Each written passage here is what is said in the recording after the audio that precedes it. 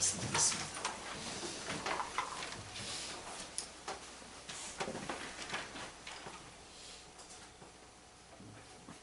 왕이신 하나님, 우리를 주님의 백성으로 삼아주시고 주님께서 기뻐하시는 이들의 소망을 두고 살아갈 수 있도록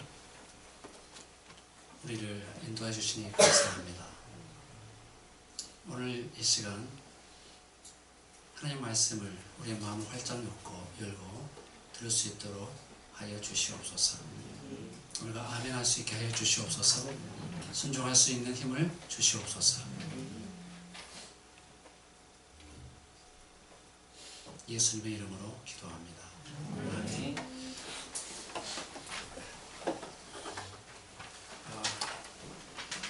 오늘 굉장히 흥분되는 주제입니다. 우리가 너무나 이 하나님 말씀을 듣다 보면 가슴이 이게 벅차올 때가 있습니다. 근데 오늘 제가 너무 흥분할까 봐 하나님께서 지독한 감기를 주시고 거의 그냥 뭔가 피 각십니까? 콧물을 다 쏟아내봤어요. 오늘 설교할 수 있는 은혜를 주신 것 같습니다. 우리가 지금까지 3번에 걸쳐서 이 변화 발전이 무엇일까? 변화 발전에 대해서 한번 우리가 좀 새로운 관점에서 한번 생각해 보자. 그래서 지금 우리가 예수님의 성육신 이야기를 통해서 변화 발전이 무엇일까? 그리고 하나님의 이 영광스러운 비전 중에 있는 이 구속하는 이야기, 우리를 구원하는 이야기, 그것과 우리의 이 변화 발전과 무슨 이유가, 무슨 상관이 있을까? 그리고 이제 오늘은 이제 성경의 핵심 주제가 천국입니다. 하나님 나라입니다. 그러니까 이 핵심되는 주제, 1번부터 10번 한다 하면 절대 2번째 자리에 올 수가 없어요. 더더욱 3번째 자리에 올 수 없겠죠. 우리가 성경 66권을 읽으면 하나님 나라, 이 주제 하나가 이 첫 번째에 올 수 있는 그 주제라고 할 수 있습니다. 지금 우리가 이제 구약학자, 신약을 전공하는 신약학자, 이제 신구약을 한꺼번에 이제 통합해서 연구하는 성서신학자, 물론 성서신학자 안에는 이제 구약신학하기도 하지만 엄밀하게 보면 이 조직신학자들이 구약과 성경신학, 성경 전체를 통해서 핵심 주제가 무엇인가, 이것을 이제 연구하는 이제 신학이라고 한다면, 지금 이제 성서신학은 그런 조직신학자들이 하는 일과 비슷하게 성경 전체를 가지고 성경 전체의 핵심 주제가 무엇인가, 그리고 성경에서 우리에게 무엇을 얘기하려고 하는가, 그런 것을 연구하죠. 우리는 이제 학자들 얘기 떠나서 우리 편신도 입장에서 우리도 나름대로 다 신학자입니다. 여러분, 하나님께서 진정한 여러분의 스승이 되신다고 하셨잖아요. 그렇죠? 그러니까 우리가 하나님의 약속을 1차적으로 붙드는 게 매우 중요합니다.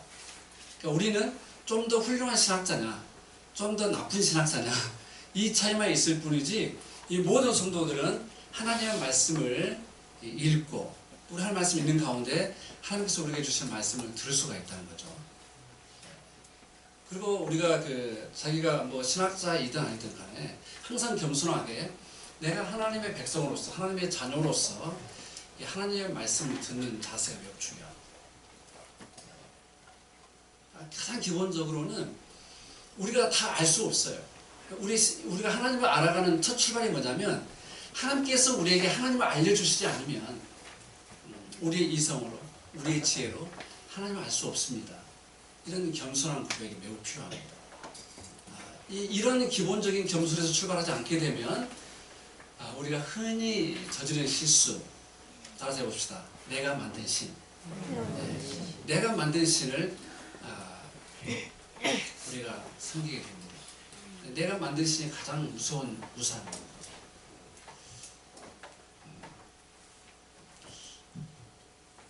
먼저 오늘 중요한 얘기들을 먼저 하고, 제가 여기 와가지고 딱 시간 훈련을 많이 받는 것 같아요. 한 번은 31번 설교했고 한 번은 40번 설교했더라고요. 그래서 오늘 한 30여 분 정도 함께 우리가 편안하게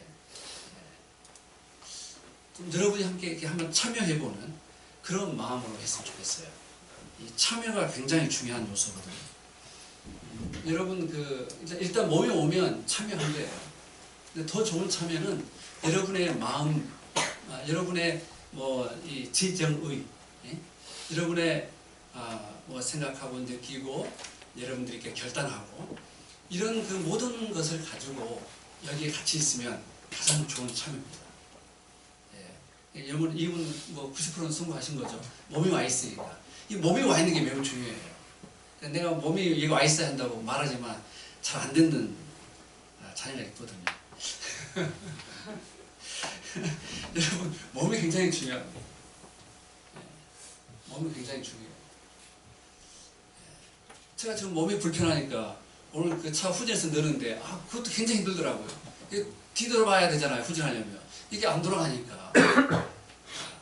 우리 몸이 굉장히 중요합니다. 몸은 굉장히 중요하지 않고 이 영혼만 매우 중요하다. 여러분, 제가 이렇게 몸이 중요하다 얘기하다 보면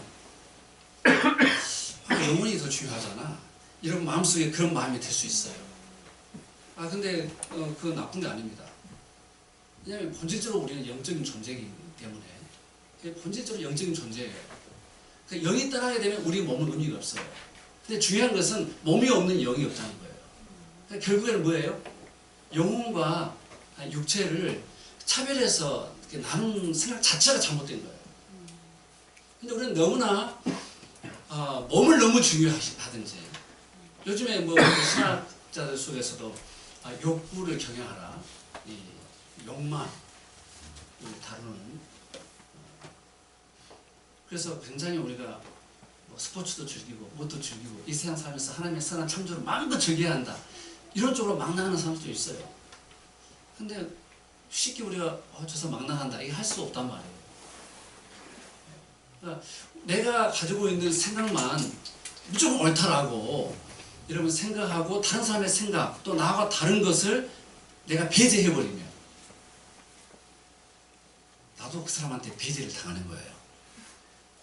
그러니까 우리가 일단은 내가 믿고 있는 확실한 이 진리, 특별히 우리가 많이 아는 척 보이지만 많이 몰라요. 그래서 우리 엄마가 믿었던, 우리 아빠가 믿었던, 우리 할아버지 할머니가 믿었던 우리가 전통 안에 있다는 것 자체가 굉장히 소중한 거거든요. 그렇죠? 좀 견나는 얘기지만 하나 하자면 20세기 가장 위대한 신학자로 하는 사람이 칼 바르트라고 합니다. 근데 그 사람이 최고의 학자잖아요. 예. 근데 그 양반이 깨진 곳이 어딘지 아세요? 수만 명 모이는 학자들의 무슨 포럼에서 깨진 게 아니에요. 몇만 명 모이는 대형교회 가서 설교하다 깨진 게 아니에요. 조그만 시골 교회 가서 설교하다가 회중이 말한 거예요. 우리가 믿고 있는 기독교하고 좀 뭔가 다른 것 같습니다. 당신이 하는 설교를 들어보니까. 예. 그러면서 예를 들면 우리가 전통적으로 믿고 신앙 고백했던 우리 개혁신학들의 그 고백들을 다시 주의 깊게 받아들이고 그래서 나온 책들이 일련의 그 책들이 이 교회 도그마틱이라는 어마어마한 책 전집입니다. 현대 신학 한다는 사람들은 거의 칼바르트의 도그마틱을 첨부하지 않고서는 현대 신학을 제대로 하고 있다고 말하기 어려울 정도입니다. 근데 정말로 예수 그리스도를 제대로 만난 성도들은 그런 신학자들도 아웃시킬 수 있는 그런 진리를 가지고 있다니까요. 그래서 우리가 세례 받을 때 기본적인 교리 공부하는 거 절대 무시할 수 없는 거예요. 요즘 사람들은 교리가 뭐가 중요하냐 하는데요. 교리가 사실 우리를 지켜주는 거예요.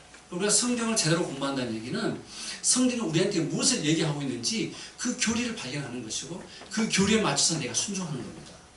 그러니까 교리가 없으면 내 순종의 방향이 결정되지 않아요. 그렇죠?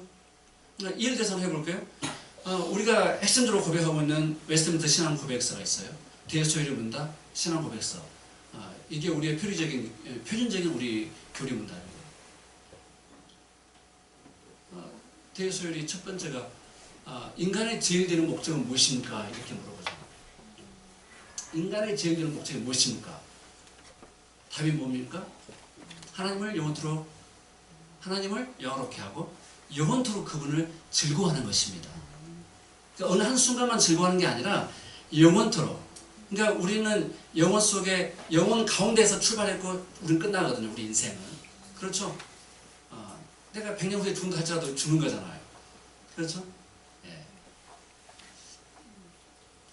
태어나서 죽을 때까지 우리가 찬송 고백했던 것처럼 주님의 기쁨이 되게 원하는 거, 주님께 영광 돌리는 거, 이것이 우리 삶의 근본적인 목적이다 이 말이죠. 근데 이것을 너희가 어디서 보면 알았다는 얘기냐? 이렇게 질문을 하겠죠. 그래서 이게 성경 66권 가르침에서 나왔다. 그래서 성경 66권이 무엇인가? 성경 66권을 예를 들면 우리가 무슨 외경이라든가 다른 것은 아니고 우리가 현재 우리 기독교인이 고백하고 있는 우리가 가지고 있는 성경 66권만이 살아있는 하나님의 말씀으로 우리가 받아들인다. 이게 딱 나오는 거예요. 그래서 이 성경 전체 보니까 우리가 믿어야 할 것이 무엇입니까? 이걸 가르치고 있다는 거예요. 성경 66권이. 그렇죠. 믿어야 할 것을 가르쳐요. 그 다음 후반부가 뭐냐? 뭐겠어요? 당연히 우리가 믿어야 할 것이 있으면 그대로 행동해야 되겠잖아요. 그렇죠. 그래서 하나님께서 요구하시는 것이 무엇인지 그 요구에 우리는 응답하며 살아야 한다. 순종해서 다루고 있는 거예요. 그 순종의 핵심적인 세 가지를 우리 교리문답에서는 주기도문, 사도신경, 십계명 이렇게 얘기하고 있는 거예요. 그래서 유명한 신학자들일수록 절대로 벗어나지 않습니다. 주기도문, 사도신경, 십계명에서 벗어나지 않아요. 이 세계에서 벗어나서 뭔가 새로운 시작이 있는 것처럼 생각하면 이게 잘못된 길로 빠진다 이 말이에요. 그래서 우리가 뭘 믿고 뭘 행동해야 할 것인가? 우리가 고민할 필요가 없어요. 뭐 엄청난 많은 공부를 하지 않아도 여러분이 항상 하고 있는 것, 사도신경 이게 우리의 모든 미디어에서 다 나와 있고, 주기도문 우리가 뭐를 기도하고 우리가 어디에 소망으로 살아야 되는지 주기도문 다 나와 있어요. 그리고 우리의 실천적인 요구, 하나님을 사랑하고 이웃을 사랑하는 거죠. 이게 바로 예수를 믿고 구원받은 사람들의 삶을 형성시켜주는 이 주기도문, 사도신경, 십계명 이것에 의해서 우리의 삶이 형성되어야 하는 거죠. 근데 우리의 삶을 형성시키는 핵심적인 기준이 뭐냐? 이 주기도문, 사도신경, 십계명이다 이거예요. 그러니까 오늘 우리가 듣는 말씀, 성경 어떤 부분 가지고 설교한다 하더라도 이 세 가지 차원을 벗어날 수가 없습니다. 자, 오늘 우리가 변화 발전 이야기입니다. 여러분들이 변화가 무엇일까? 또 발전이 무엇일까? 이제 오늘 좀 정리를 하고, 그리고 오늘 성경 본문에서 우리에게 행위 구원을 요구하는 게 절대 아니에요. 또 어떤 사람들 이런 본문 가지고 설교하면 결국 행위구만. 결국 우리가 어떻게 살아야 구원받는구만. 이런 쪽으로 빠질 수가 있어요. 특히 이 마태복음 오늘 읽은 이 본문의 말씀은 우리 개혁신학을 벗어난 캐톨릭이나 아니면 이제 진보신학 또는 이런 쪽에 있는 사람들은 그거 봐라. 결국 우리가 어떻게 착하게 살아야 되냐에 따라서 구원받는 것이 결정되는 거 아니에요? 이렇게 말하죠. 그래서 이제 보상 문제가 나온 것이고, 너희가 착한 일을 하지 않으면 절대로 구원받을 수 없다. 이런 얘기로 가게 되는 거예요. 그래서 우리가 속해 있는 우리의 신학적 전통 안에서 이 천국의 중요성을 좀 더 제대로 알자 이 이야기입니다. 여러분 우리가 사도행전 보게 되면 여러분들 첫 번째 부분과 마지막 부분이 금방 떠오를 겁니다. 예수님께서 부활하시고 40일 동안 예수님의 제자들과 함께 먹고 마시고 함께 시간을 보냈죠. 그랬죠? 그러면서 그때 핵심적으로 했던 것이 뭐냐면 하나님 나라에 대해서 얘기했다고 그랬어요. 근데 여기서 질문하는 거예요. 하나님 나라가 언제 임합니까? 아니 또 예수님의 제자들은 아직까지도 하나님의 나라 하게 되면 이스라엘 백성들의 정치적 해방과, 그들은 그 당시에 로마의 속국이었고 지배를 받고 있었잖아요. 제국주의 로마 제국의 이 통치 아래에 있었단 말이에요. 그럼 우리나라가 언제 해방될 것인가? 이런 문제를 생각하고 있는 거예요. 무너진 다윗의 장막을 세우실 그 메시아가 오셨으니까 이 땅에서 이제는 그것이 세워져야 되지 않느냐. 그들은 오로지 이스라엘, 아브라함의 혈통을 따른 이스라엘이 세계 중심되는 국가가 되는 것, 이런 비전을 가지고 있는 거예요. 네, 따라서 합시다. 이스라엘은 교회 안에서 자기들의 정체성을 발견하게 된다. 여러분, 지금 현재 이스라엘 사람들 마찬가지입니다.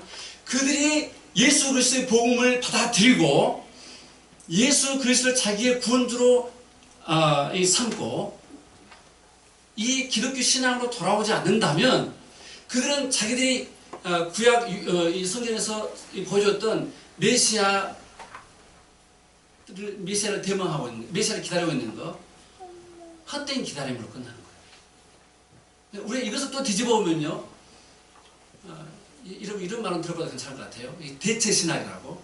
이스라엘 백성이 교회로 대체됐다. 이 대체 신학을 많이 하는 사람들이 많아요. 이런 경향이 예를 들면 독일의 교회에 있었어요. 그래서 그들이 결국에는 어떤 형태로 나타납니까? 그런 잘못된 신앙이 유대인들을 핍박하죠. 너희들이 우리의 예수 그리스도를 죽인 놈들이야, 나쁜 놈들이야 하면서 유대인들을 진짜 이거 미워하게 되는 거죠. 유대인들을 박멸하려고 하는 거죠. 그렇죠? 그러니까 신학이 잘못되게 되면 우리는 어마어마한 죄를 지으면서도 그 죄를 죄로 알지 못하는 거예요. 600만 명 유대인들이 죽었단 말이에요. 2차 대전 때. 그러니까 우리 대한민국이 뭐 일제 36년 살면서 피해 당한 것은 비교가 안 돼요. 여러분, 600만 명.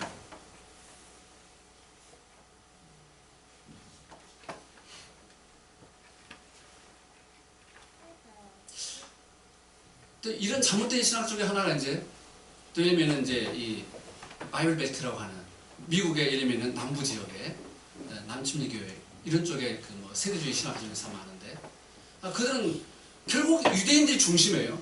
그래서 유대인으로 돌아가고 이렇게 생각하는 사람들이 있어요.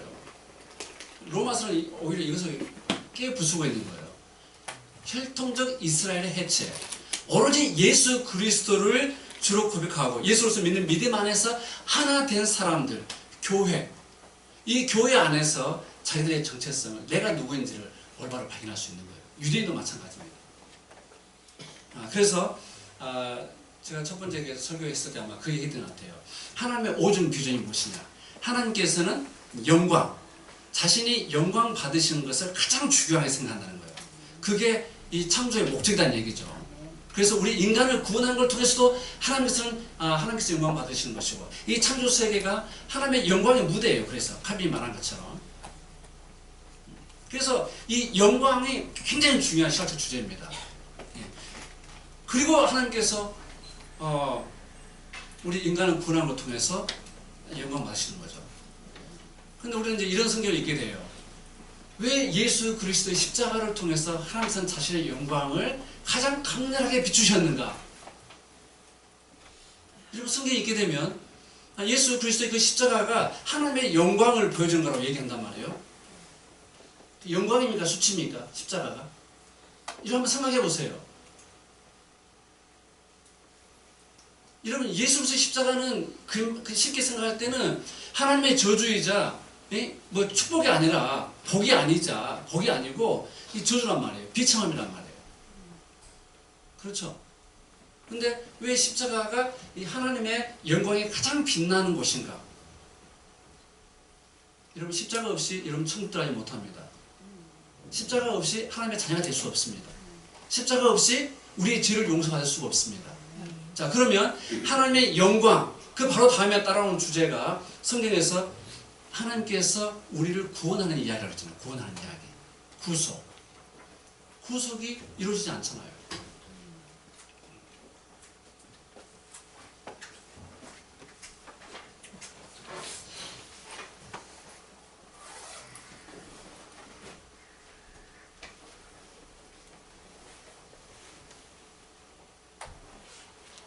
저는 그 복습을 좋아합니다.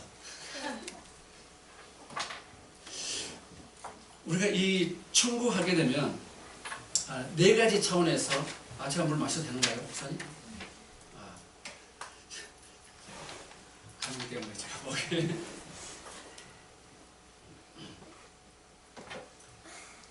더 나아가기 전에 이제 시간 다 중반됐습니다. 중반부에서 오늘 핵심 주제인 이 천국에 대해서 네 가지 한번 간단하게 나눠봅시다. 첫 번째, 천국 하게 되면요, 첫 번째 의미를 이렇게 생각해야 됩니다.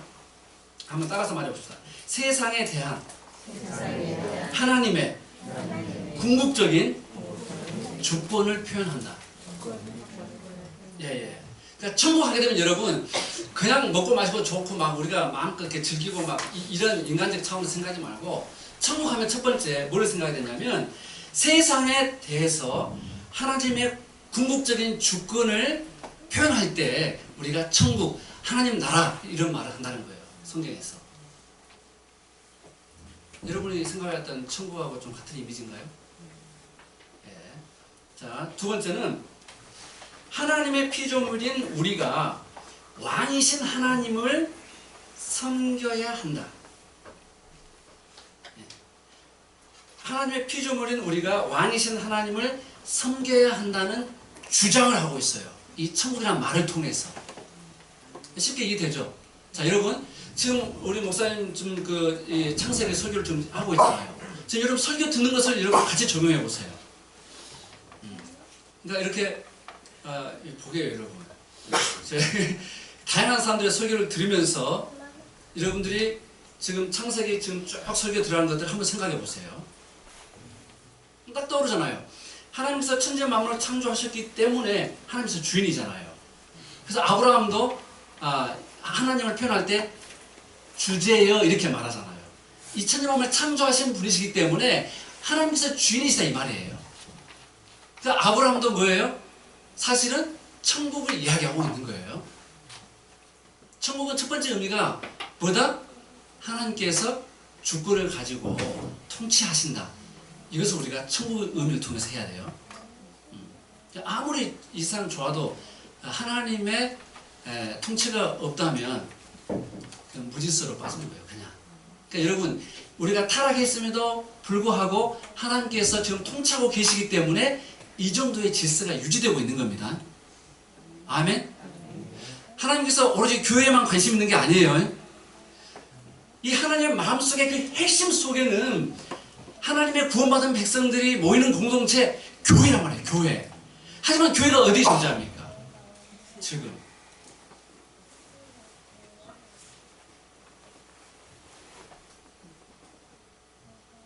우리 안에 있잖아요. 근데 우리는 어디에 있어요? 우리는 하나님이 창조하신 이 환경 속에, 쉽게 말하면 이 지구라는 곳에 우리가 좀 존재하고 있잖아요. 여러분 이 지구라는 존재가 여러분 파괴되지 않습니다. 새로워져요. 새로워져. 이 히브리서 여러분 1장만 딱 읽으면 뭐예요? 예수 그리스도께서 이 만물을 그의 말씀으로 붙들고 계신다고 그랬죠. 여러분 여전히 여러분 예수 믿지 않는 사람들은 이것을 모를 뿐이에요. 여전히 이 인류 역사의 처음부터 끝까지 하나님의 주권적 통치 안에 있다는 사실, 여러분 철저히 인정해야 됩니다. 그러니까 우리 구원의 이야기는 하나님께서 이 역사 속에서 하나님의 백성들을 어떻게 보호하고 그들을 예수 믿도록 이끄시고 하시는지에 대한 이야기예요. 그러니까 이 하나님이 역사의 주인이시기도 하시고 우리 구원의 이야기, 구원사, 구속사의 주인이시기도 하신다 이 말이에요. 근데 우리는 오로지 우리를 구원하는 교회 안에만 관계하고 계시는 하나님으로 생각하기 쉽다 말이죠. 그게 아니에요. 자, 세 번째 천국의 의미는요, 하나님의 위험 있는 통치가 인정되는 이 영역을 말합니다. 이것을 우리가 이제 이 하나님 나라의 속령이라고 표현할 수 있는 이 교회라고 할 수 있겠죠. 교회. 이런 차원에서 교회는 하나님 나라와 같지는 않지만, 동일하지는 않지만 하나님 나라의 근사치, 하나님 나라의 이 땅에 존재하는 하나님 나라가 어떠한 곳인지를 보여주는 그런 곳, 이렇게 말하는 거예요. 자, 그래서 하나님께서 통치가 인정된다는 얘기는 뭡니까? 따라서 합시다. 우리가 통치에 반응한다. 통치에 반응하는 거죠. 그리고 그 통치에 복종을 해요. 근데 우리가 통치에 반응한다는 것이 뭐냐? 우리가 주기도문에서 하나님의 뜻이 이루어지기 위해서 굉장히 기도하고 있는데 하나님의 뜻이 뭘까요? 핵심적인 뜻이 뭘까요?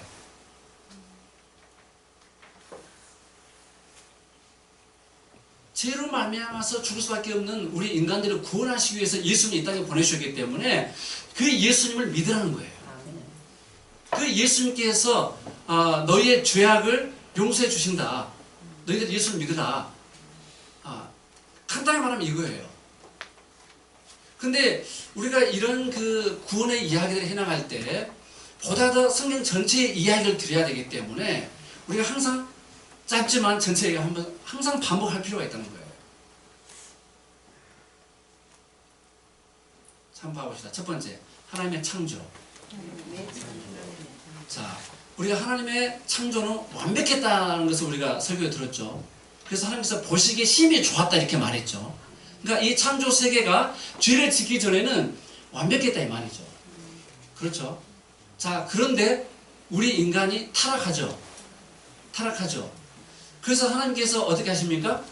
그 아들을 보내서 타락한 이 하나님의 백성들을 구속하고 그리고 타락 죄로 말미암아서 지금 이 창조 세계가 하나님의 질서에서 약간 왜곡되고 여러분 그 심판 저주 이야기를 통해서 우리 알고 있잖아요. 그렇죠?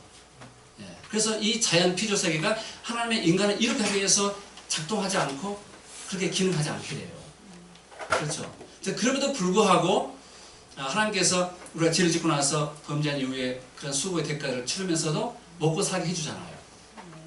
결국은 하나님께서 우리가 범죄했음에도 불구하고 하나님께서는 우리 인간을 처음에 창조하셨던 목적대로 우리 인간이 행복하게 살면서 자기를 창조하신 하나님과 교제하고 관계를 맺고 살아가기를 원하신다는 거예요.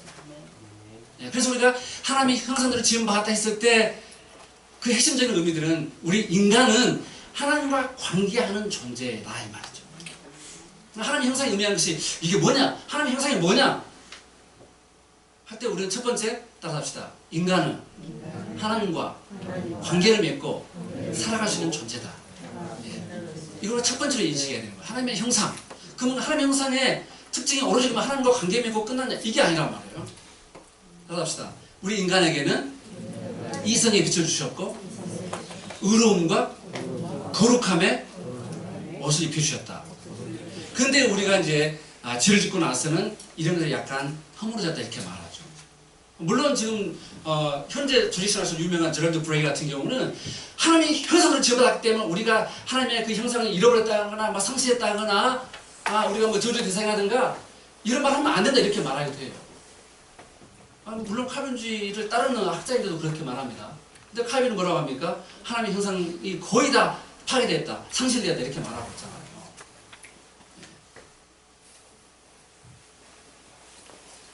자, 성경에 이제 예수를 보내주시겠다는 이야기고 이제 우리는 신약시대에 와가지고 예수님이 오신 이야기를 우리 이미 접하고 있어요.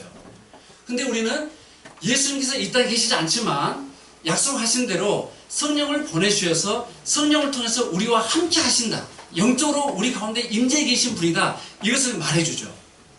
예수님께서 지금 하나님 보좌 우편에 앉으셔서 통치하고 계시지만 그분이 영적으로 성령 안에서 영적으로 우리와 함께 하신다. 여전히 임마누엘 하신다. 우리와 함께 하신다. 그 약속 믿으시죠? 아멘. 예. 자, 이 예수님은 구속 사역을 완성시키셨지만은 이 구속의 혜택을 우리에게 적용시키시는 분이 누구냐? 성령 하나님이에요. 그러니까 예수님께서 이런 말씀하셨잖아요. 아버지께서 너희들을 내게로 이끌지 않냐 하시면 그 누구도 내게로 올 수 없다 이 말이에요.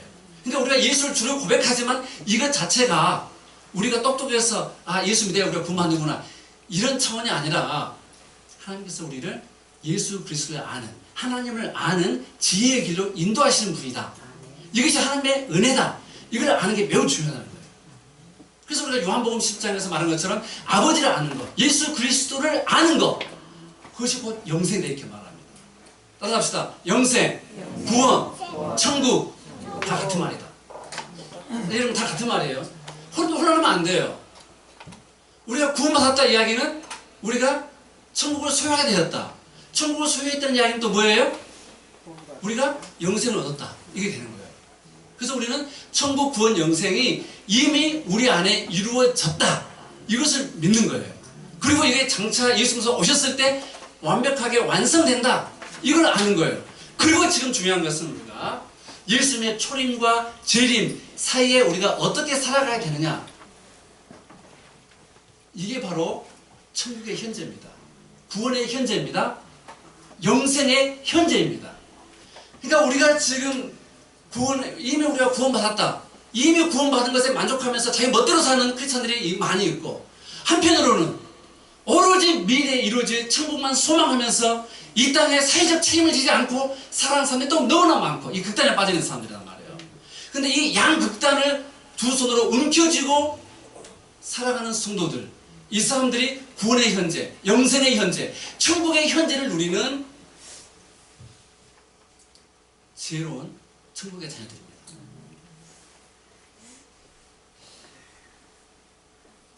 천국 할 때 여러분 이제 그래서 이게 네 번째로 천국 할 때 이제 자연스럽게 따라 나온 게 뭐냐면, 아, 하나님이 가장 중요한 존재이시구만. 이게 나옵니까 안 나옵니까? 결국은 하나님이 우주적 중심이시고 역사의 중심이시고 하나님이 가장 중요한 분이시구나. 이것을 천국이라는 말을 통해서 우리가 깨달아야 되는 거예요. 하나님이 없는 천국은 존재할 수 없어요. 하나님이 없는, 예수 그리스도가 없는, 성령의 사역이 없는 천국 영생 구원은 가능하다 불가능하다? 전적으로 불가능하다. 구원은 삼일체 하나님의 사역이다 이 말입니다. 천국은요, 그래서 왕 예수 그리스도가 이제 마태복음 보면 예수 그리스도가 이제 왕으로 묘사했잖아요. 왕, 핵심이 왕입니다. 예수 그리스도가 왕이시다는 거예요. 그 왕의 인격 안에서, 왕의 사역 안에서 천국은 이미 실현되었다 이거예요. 그래서 우리가 마태복음 서론인 마태복음 47절 보게 되면 이 얘기를 하고 있는 거예요. 그리고 천국 복음에 대해서 얘기하고 있는 거예요. 그리고 회개하고 천국으로 들어오라 이렇게 얘기하고 있는 것이죠. 그래서 아까 하다 언급하다 빼먹었던 사도행전에서 초반부도 바로 하나님 나라 이야기를 하고 있고, 결론 부분에서도 하나님 나라를 전파하고 있는 거예요. 그러니까 하나님 나라를 전파한다는 얘기는 지금 우리한테 적용하자면 예수 그리스도를 믿으라. 왜 예수 그리스도를 믿어야 되느냐? 예수님께서 우리가 죄악으로 말미암아 우리가 영생할 수 있었고 하나님과 교제할 수 있었고 우리가 풍성한 삶의 환경 속에서 빈곤하지 않고 결핍되지 않는 풍성한 삶을 살 수 있었고 하나님께서 주신 우리의 이 자유를 하나님의 기쁨이 되는 방식으로 쓸 수 있었고, 그리고 이 창조 세계를 다스릴 수 있는 존재였는데 우리가 범죄함으로 인해서 우리에게 영생이 꺾여버리고 죽음이 오게 되지 않습니까? 하나님과 교제를 할 수 있는 존재가 아니라 원수가 되어버리고 풍요로운 삶의 환경 속에서 우리가 이 결핍된 환경으로 우리의 자유가 왜곡된 남용으로 우리가 하나님의 창조세계를 다스린 게 아니라 오히려 환경이 지배를 받게 되는 어처구니 없는 상태가 되는 겁니다. 그래서 우리가 예수 그리스도께서 죄의 문제를 해결하시고 우리의 죄의 값을 지불하시고 죄의 값을 지불할 것뿐만 아니라 우리가 죄를 지불로 말미암아 하나님께서 우리가 원하셨던 하나님의 영광의 멸류관으로서 창조했던 우리 인간이 하나님의 영광을 훼손했기 때문에 이사야 53장 보게 되면 우리가 속건 제물로 예수님께서 주셨다 이렇게 말한 거예요. 훼손된 하나님의 영광을 복구시키셔야 돼요. 우리 인간의 죄가 죄로만 끝나는 게 아니야. 그래서 예수님께서는 속죄 제물이자 속건 제물이라고 이렇게 표현하고 있는 거예요. 아멘. 속건 제물은 내가 일면 100만 원 일면 손익했어요. 그러면 거기 5분의 1, 20만 더 해서 해야 그게 속건 제물 되잖아요. 그러니까 예수님께서는 우리의 죄의 값만 지불하기 위해서 십자가에 죽으신 것이 아니라 우리 하나님의 영광의 대변자로 창조의 멸류관으로 지음받았던 우리 인간이 하나님의 영광을 크게 훼손했기 때문에 예수님께서는 속죄 제물뿐만 아니라 속건 제물로 돌아가셔야 했다. 이것까지 생각해야 돼요. 그래서 우리는 하나님의 영광이 얼마나 중요한 부분인가. 우리가 찬송했던 것처럼 내가 진짜 하나님의 기뻐하시는 존재로 이 땅에서 살아가기를 원합니다. 이것이 얼마나 중요한 것인가를 깨닫게 됩니다. 여러분, 우리가 발전하게 되면요 이렇게 말할 수 있어요.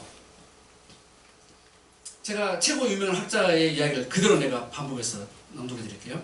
한 사회의 구성원들이 각자의 열망에 일치하도록 삶의 질에 지속적이고 공정하게 분배된 증진을 가져오기 위해 왜 어렵죠? 자원을 동원하고 관리하는 개인적 제도적인 능력을 키우는데 의지하는 과정이다. 이렇게 말해요. 그냥 어렵죠? 제일 쉬운 말로 할게요. 따라서 해봐요. A라는 시츄에이션, A라는 상황에서 B라는 시츄에이션, B라는 상황으로 옮기는 거예요. 쉽게 말하면. 이게 발전입니다. 그러니까 이 발전은 다른 말로 하게 되면 변화로서의 발전이에요. 그러면 이 변화의 특성 요소들이 많이 있을 거 아닙니까? 그렇죠? 우리 인간은 기본적으로 먹고 마시고 충분하게 수면을 취하고 해야 돼요. 그렇죠? 이게 기본적인 이 생명 유지에 필요한 특성들이에요. 이거를 하나님께서는 우리가 행하기를 원하신다 이거예요. 엊그제 신문 보니까 어느 모 교회에서 요즘 대학생들이 군 얘기 나오죠.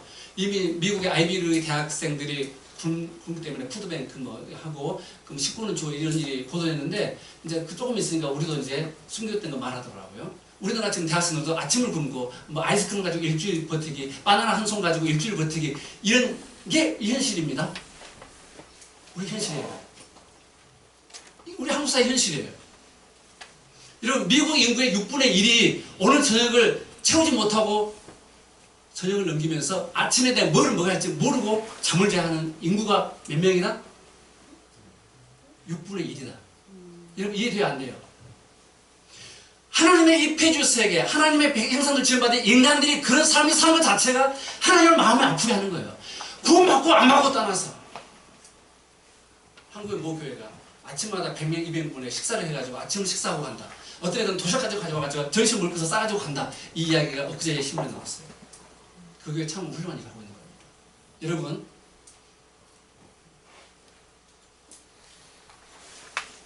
우리가 예수 믿는 사람으로서 우리가 내 영혼의 구원받고 나 천국 가면 된다. 이렇게만 살아가는 것은 하나님의 관심, 하나님의 창조 세계를 돌보라는 첫 번째 명령, 문화 명령을 우리가 제대로 수행하지 않고 있는 겁니다. 우리가 죄를 지었고 그로 인해서 죄를 속하고 구원하시기 위해서 예수님이 오셔가지고 그럼 우리 예수 믿고 구원받았어. 그럼 끝나버리는가? 그게 아니단 말이에요. 여전히 성경의 명령은 그대로 유지됩니다. 하나님의 명령이 끝나지 않아요. 성경에서 한번 명령했어요. 예수 안에서 성취된 약속이 아니라면 그래서 우리가 그를 지켜야 됩니다. 그리고 예수 안에서 우리가 그 약속이 이루어졌다 할지라도 우리가 행해야 돼요. 바로 그게 뭐냐? 하나님의 문화명령, 노동명령, 일하라는 명령이에요. 저도 지금 이 4차 산업혁명 어쩌고 저쩌고 하니까 굉장히 그에 관계되는 책들을 많이 보고 있어요. 학자들, 유명한 학자의 책도 많이 보는데 앞으로 직업이 살아있는 거잖아요. 소유의 종말, 직업의 종말. 뭐 이런 얘기 들어봤죠? 안 들어봤어요? 제레미 리프킨 이런 사람들?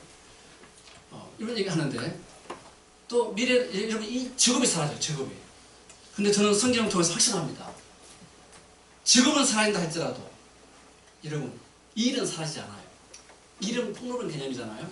이런 막말로 유대인들 아저씨 회사 안 가고 공동체 모아놓고 막 성경만 가르쳐줘요. 그럼 교회 공동체로부터 그들의 공동체로부터 그냥 얼굴 받습니다. 뭘 책임져주게 해줘요. 뭔 문제를 해결해줘요. 여러분 꼭 A라는 사람이 B를 고용해가지고 이런 형태에서 직업은 살아있다 할지라도 여러분 공동체가 앞으로 일을 서로 분담하고 서로 재능에 따라서 일을 할 수 있는 그걸 통해서 이런 먹고 사는 문제가 해결되는 이런 것이 교회가 할 일이다 생각합니다. 왜냐하면 앞으로는 국가에서 기본소득이 이건 그냥 기본이 됩니다. 여러분. 그러니까 여러분 막 아이고 뭐 나라에서 돈 주면 일도 안 하고 갤러 터지고 어쩌고 여러분 그런 생각 가지 마세요. 그것은 진짜 30년 50년 원시인들의 사고방식이에요. 여러분 하나님의 역사가 딱 멈춰가지고 그대로 있는 것 같습니까? 하나님께서 우리 처음 인간 창조하셨을 때 그 빛나는 이성의 빛, 하나님의 그 거룩함, 의로우심, 우리 인간 전체가 정말 대단한데 그걸 다 잃어버렸단 말이에요. 여러분 얼마나 우리의 사고가 성숙해가고 있습니까? 주님 오시는 그날까지 우리의 지식과 사고, 생각들이 이렇게 성장해요, 여러분.